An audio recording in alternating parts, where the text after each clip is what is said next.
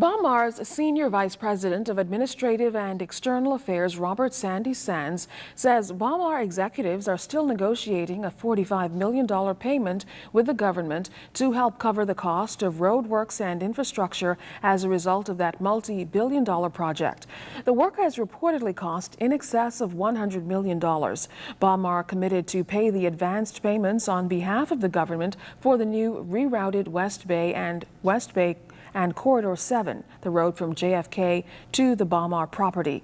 And the government agreed to reimburse Bamar for its portion once the casino tower reached the 100-foot mark, while that milestone was reached in mid-July. We're working with the government of the Bahamas for the completion of Corridor 7, which is the corridor that will take us to John F. Kennedy Drive, and we are satisfied that the government will give approval for the opening of that road before the end of this month, November, and we are satisfied that we will complete our works certainly within the next week to 10 days. Now, other than the road works, the project is making some key strides toward completion. Sands says with the passage of Hurricane Sandy, the impact did not slow construction. Our buildings are now at approximately the 17th floor. And we're still on schedule to have the superstructure built out by next December, and still working towards completion during the last quarter of 2014. We're moving at a pace that is very visual. You can see the changes that are taking place just before your eyes. The golf course work has commenced for the new golf course, and we hope to have that golf course completed and open by December next year.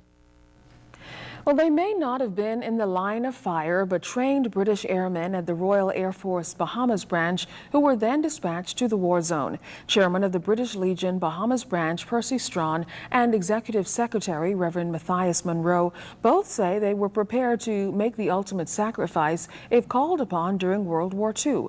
Both were servicemen providing educational training when called upon and Guard Patrol protecting essential services. Strawn says he thought the dismantling of operations at the base could have been handled better. After the war was over and we were demobilized,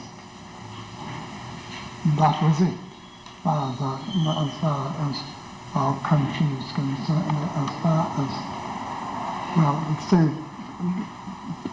the appreciation that the country showed for us was not very commendable. What was worse, during the very time while we were serving, here in the Bahamas, race prejudice was out of the rank and height. Because of my color, I couldn't go into any of the hotels. Now, Reverend Monroe says he was most displeased with racial undertones, even though, if called upon, servicemen were ready to act.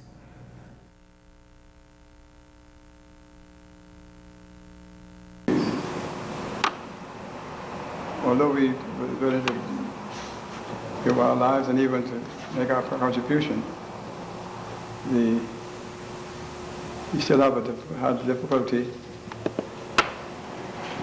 in sharing with the discrimination. Yeah. Of course, it all ended after a while. But during that period, we were still discriminated against by the white section.